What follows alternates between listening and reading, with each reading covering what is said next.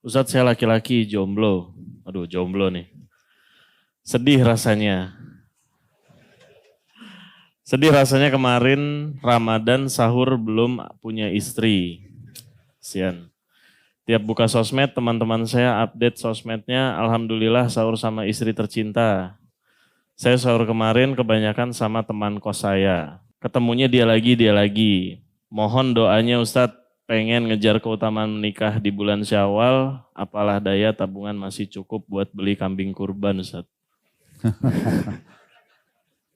Ini sudah pernah kita jelaskan teman-teman.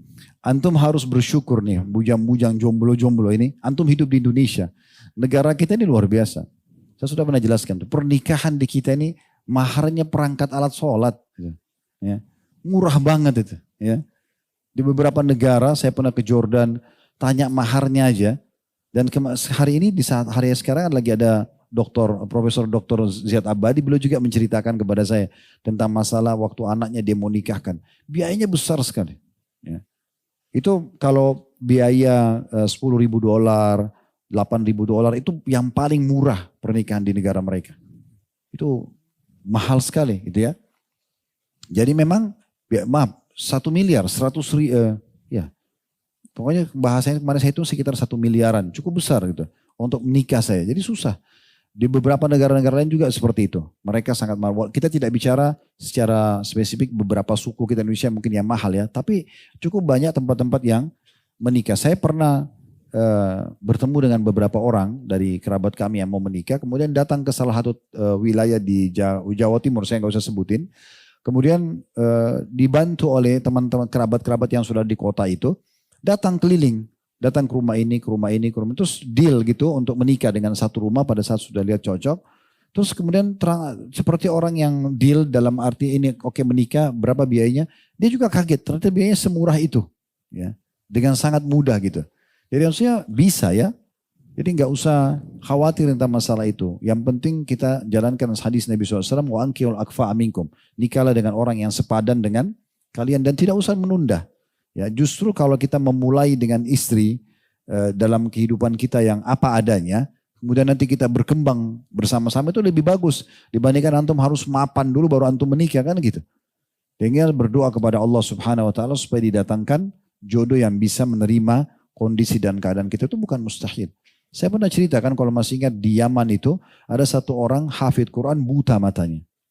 Dia nggak kerja apa-apa karena dari kecil buta dia di rumah saja tapi ayah ibunya panggil seorang guru ngaji sampai dia hafid Quran. Subhanallah fitrah manusia di umur 20-25 tahun dia tertarik ingin menikah. Dia bilang sama ayahnya, ayah saya ingin menikah. Kata ayahnya, nak siapa yang mau sama kamu ini? Gak ada kerjaan, cuma ada di rumah tapi nanti coba kita carikan jodoh gitu. Lalu kemudian dia merasa kecil hati karena kok ayahnya malah bilang seperti itu. Lalu dia bilang, anak ini cerita dan ini menjadi bahan cerita di dai-dai di Yaman gitu ya. Dia cerita, dia bilang selama sebulan saya berdoa kepada Allah, bukan hanya sekedar dimudahkan nikah, tapi mendapatkan jodoh yang kaya, yang cantik, yang pintar, ya semuanya berkumpul kebaikan itu. Dia bilang sebulan kemudian saya mimpi saya melamar seorang anak wanita dengan sangat detail dalam mimpi saya, namanya, nama ayahnya, terus alamat rumahnya gitu. Habis sholat subuh dia bilang saya datang kepada ayah saya lalu saya bilang ayah apa memang di sekitar kampung kita ini ada kampung lagi di sebelah yang bernama kampung ini dalam mimpi dia. Ayah mengatakan iya. Apa di situ ada keluarga marganya ini? Ayah mengatakan iya. Apa di situ di keluarga itu ada anak perempuan bernama Fulana. Pokoknya perempuan ini terkenal karena anak tokoh masyarakat dan orang kaya juga banyak orang yang lamar karena kecantikan dan kepintarannya. Dia bilang ada Fulana anaknya bernama Fulana enggak? Kata ayahnya iya, saya juga dengar itu. Kata anak yang buta ini lamarin buat saya. Kata ayahnya jangankan itu orang biasa belum tentu mau. Ini gimana orang ini? Dia bilang ayah saya mimpi semalam. Saya berdoa selama sebulan agar diberikan jodoh.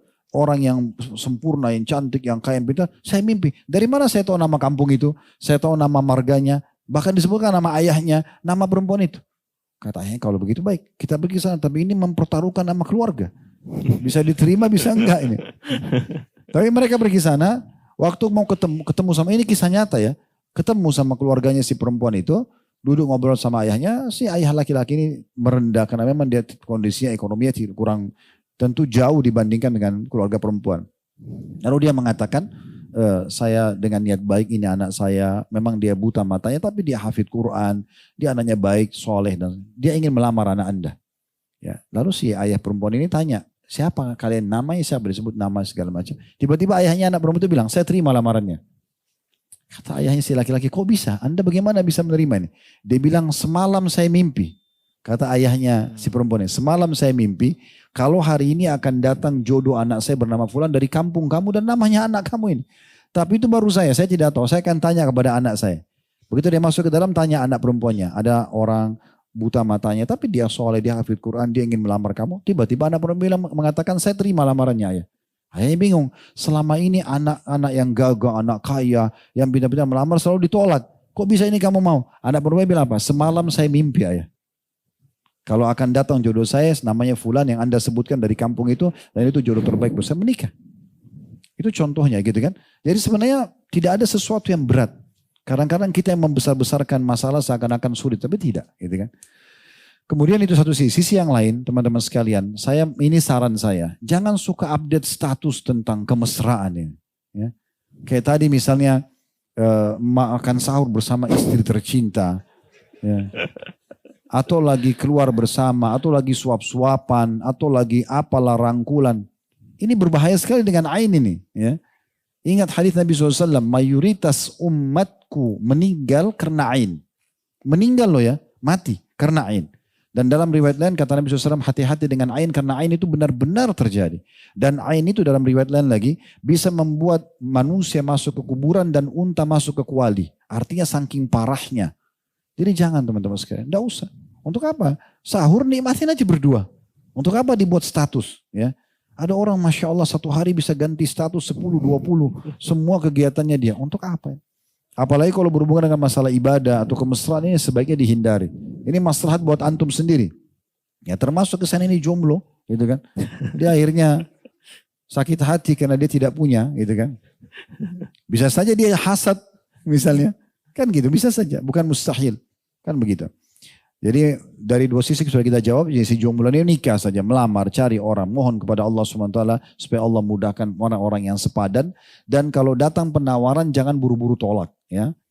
Karena biasanya kita tidak sadar, tanpa kita sadari maksudnya, setelah kita berdoa, datang jawabannya, cuma kita buru-buru menilai. Ah sudahlah, ini mungkin pendek, ini mungkin terlalu tinggi, ini mungkin terlalu hitam, ini mungkin, misal contoh. Padahal sebenarnya mungkin itulah jawaban daripada doa kita nggak tahu.